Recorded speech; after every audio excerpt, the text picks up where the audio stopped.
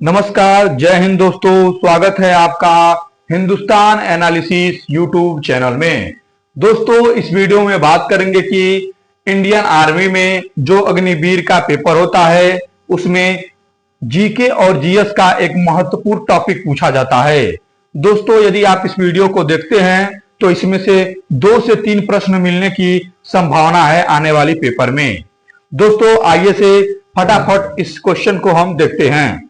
दोस्तों, सबसे पहले क्वेश्चन की बात करें तो पहला क्वेश्चन है जो अधिकतर पूछा जाता है और ये पहला क्वेश्चन है, मंगल पांडे किस पैदल सेना से संबंधित थे। तो दोस्तों, अपने देश के महान देशभक्त कहें चाहे देशवीर कहें, मंगल पांडे जी वो 34वीं पैदल सेना से संबंध रखते थे।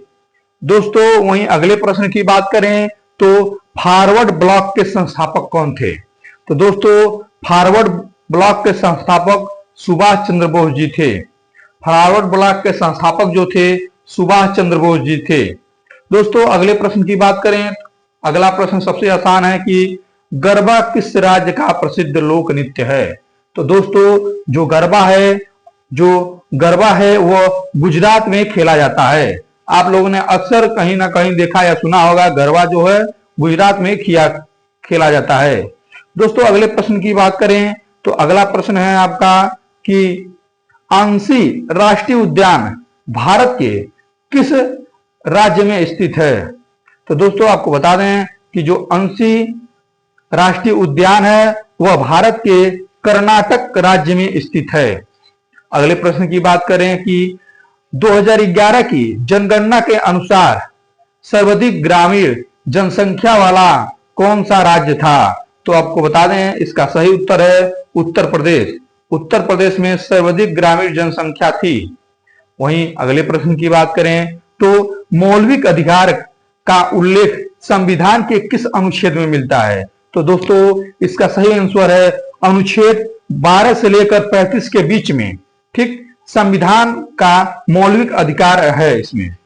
दोस्तों, सबसे पहले अगले प्रश्न की बात करें तो अगला प्रश्न यह है, आप इसे इसका आंसर हमें जरूर कमेंट करेंगे कि चीन देश की मुद्रा का क्या नाम है और इसकी राजधानी क्या है। दोस्तों, वहीं अगले प्रश्न की बात करें, प्रश्न नंबर 8 की, तो सूरजकुंड मेला किस अंतर्राष्ट्रीय शिल्प मेला भी जिसे कहा जाता है, इसका आयोजन कहाँ होता है। तो दोस्तों, सूरजकुंड मेला जो है वो हरियाणा में इसका आयोजन किया जाता है। अगले प्रश्न की बात करें तो छत्तीसगढ़ के वर्तमान मुख्यमंत्री कौन है। तो छत्तीसगढ़ के वर्तमान मुख्यमंत्री विष्णुदेव सहाय जी हैं। वहीं अगले प्रश्न की बात करें, निम्नलिखित में से ऐसी कौन सी नदी है जो उत्तर भारत के मैदान से नहीं गुजरती है। तो इसका करेक्ट आंसर है गंगा नदी। अगले प्रश्न की बात करें तो निम्न में से 2024 में गेमी अवार्ड किसे मिला था। तो इसमें इसका करंट आंसर है उपयुक्त सभी। राकेश चौरसिया, जाकिर हुसैन, विनायक, यानी इन सभी लोगों को आपका गेमी अवार्ड मिला था। अगले प्रश्न की बात करें तो शीतल देवी का संबंध किससे है। तो दोस्तों, शीतल देवी का जो संबंध है वो तीरंदाजी से है। अगले प्रश्न की बात करें तो हड़प्पा किस नदी के तट पर स्थित है। तो आपको सभी लोगों को पता होगा, हड़प्पा रावी नदी के किनारे पर स्थित है। अगले प्रश्न की बात करें तो 1857 ईस्वी के विद्रोह में बलेरी में किसने नेतृत्व किया था। उस समय का जो विद्रोह था, खान बहादुर खान जी ने बलेरी से इसका नेतृत्व किया था। दोस्तों, अगले प्रश्न की बात करें, प्रश्न नंबर 15 में, तो अग्निवीर योजना कब लागू हुई। तो आप सभी लोगों को पता है अग्निवीर योजना 2022 में लागू हुआ था। अगले प्रश्न की बात करें तो गेवरा कोयला खदान गोरबा भारत के किस राज्य में स्थित है। तो आपको इसका करेक्ट आंसर है छत्तीसगढ़ में स्थित है। भारत कोयले की जो अधिकतर खान है या तो वो झारखंड से निकलती हैं और नहीं तो वो छत्तीसगढ़ से निकलती हैं। अगले प्रश्न की बात करें तो प्रसिद्ध अभिनेत्री बैजंती माला मुख्य रूप से किस शैली से संबंध रखती हैं। तो जो बता दे, बैजंती माला जी हैं वो भरतनाट्यम से अपना संबंध रखती हैं। अगला प्रश्न है 26 जनवरी को किस दिवस के रूप में मनाया जाता है। तो आपको सभी लोगों को पता होगा 26 जनवरी को गणतंत्र दिवस के रूप में मनाया जाता है। वहीं अगले प्रश्न की बात करें तो रेनमर मैसन पुरस्कार पाने वाले प्रथम भारतीय कौन थे? तो इसका सही आंसर है आचार्य विनोबा भावे थे। दोस्तों अगले प्रश्न की बात करें तो 2011 की जनगणना के अनुसार न्यूनतम लिंगानुपात वाला कौन सा राज्य है? तो सबसे कम लिंगानुपात हरियाणा में था। दोस्तों लिंगानुपात का मतलब ये होता है कि 1000 पुरुषों पर कितनी महिलाएं हैं। अगले प्रश्न की बात करें तो निम्नलिखित में से मास्टर वारंट ऑफिसर रैंक का संबंध किस सेना से है? तो दोस्तों यह महत्वपूर्ण प्रश्न है, इसका संबंध जो है वायुसेना से है। वहीं अगले प्रश्न की बात करें तो ऊंट महोत्सव का आयोजन किस राज्य में होता है? तो ऊंट महोत्सव का आयोजन जो होता है आपका राजस्थान में होता है। आपको बता दें कि रेगिस्तान का इसे जहाज भी ऊंटों को कहा जाता है। ठीक। प्रश्न नंबर 23वें की बात करें तो गुलामगिरी पुस्तक के लेखक कौन थे? तो इसके लेखक थे ज्योतिबा बाई जी फूले थे। अगले प्रश्न की बात करें तो अस्पृश्यता का अंत संविधान के किस अनुच्छेद में उल्लेख है? तो इसका सही आंसर है अनुच्छेद 17 में स्थित है। ठीक। 25वें प्रश्न की बात करें तो हीनयान और महायान का संबंध किस धर्म से है? तो दोस्तों आपको बता दें कि हीनयान और महायान का संबंध जो है बौद्ध धर्म से है। पोंगल त्योहार किस राज्य में मनाया जाता है? तो आपको बता दें ये महत्वपूर्ण प्रश्न है, बार बार इसको पूछा जाता है। पोंगल त्योहार जो है आपके तमिलनाडु में मनाया जाता है। वहीं अगले प्रश्न की बात करें तो बिहार से कौन सा राज्य अलग हुआ है? तो आपको बता दें इसका करंट आंसर है झारखंड। झारखंड जो है कुछ दिनों वर्ष पहले ही यह बिहार से अलग हुआ है। अगले प्रश्न की बात करें तो निम्न में से कौन सी नदी अरब सागर में गिरती है? तो नर्मदा नदी जो है अरब सागर में गिरती है। अगले प्रश्न की बात करें तो आजाद हिंद फौज की स्थापना कहां हुई थी?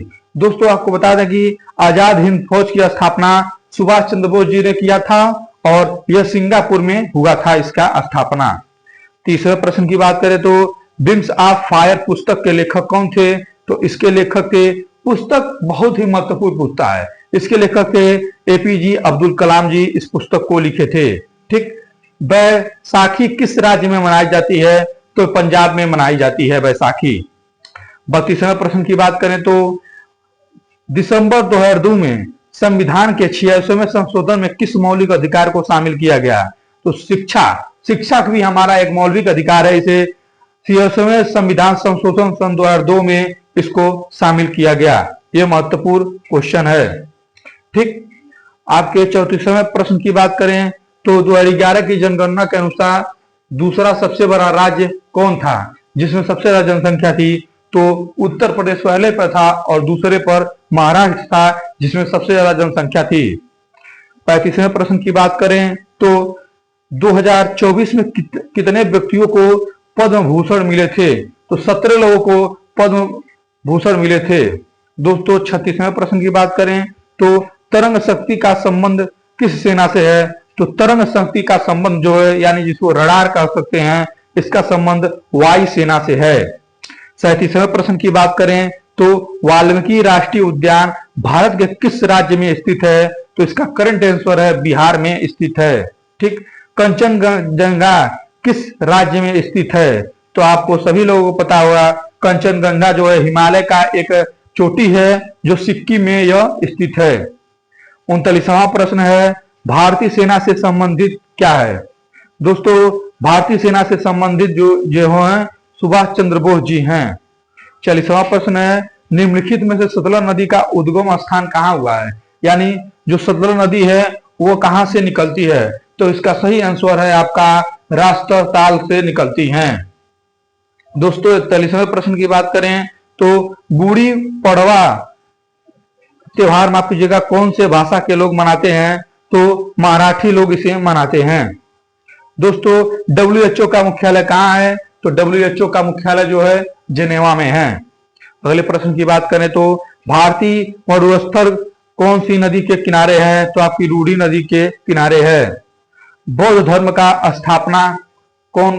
संस्थापक कौन थे बौद्ध धर्म का? तो गौतम बुद्ध ने बौद्ध धर्म की स्थापना किया था। 35वें प्रश्न की बात करें कि गुड़ी पकवान का त्योहार किस राज्य में मनाया जाता है? तो आपका महाराष्ट्र में मनाया जाता है। दोस्तों अगले प्रश्न की बात करें तो अभिनव भारत के संस्थापक कौन थे? तो इसका सही आंसर है बी.डी. सावरकर। 48वें प्रश्न की बात करें तो नोबेल पुरस्कार वर्तमान में कितने क्षेत्रों में दिया जाता है? तो 6 क्षेत्रों में नोबेल पुरस्कार वितरण किया जाता है। और आपका 49वें प्रश्न की बात करें कि सविनय अवज्ञा आंदोलन कब शुरू हुआ था? तो ये आपका 1930 ईस्वी में शुरू हुआ था। दोस्तों सबसे लास्ट प्रश्न की बात करें, ब्रह्मपुत्र नदी कहां से निकलती है? तो उसका सही आंसर आप हमें जरूर कमेंट में लिखेंगे। दोस्तों ये सही है कि मैंने जल्दी जल्दी बताया, मैं सोचता हूं आप लोग का टाइम बचे। दोस्तों अगर वीडियो वाकई अच्छा लगा तो आप हमारे चैनल को भी लाइक कर दीजिए, अगर ठीक लगा तब, नहीं तो डिसलाइक भी कर सकते हैं। दोस्तों मैंने जल्दी जल्दी इसलिए बताया कि आप कम से कम में समय में अधिक से अधिक प्रश्नों को आप देखें। दोस्तों अगर अच्छा लगा तो आप हमारे चैनल को भी सब्सक्राइब कर लीजिए। जय हिंद।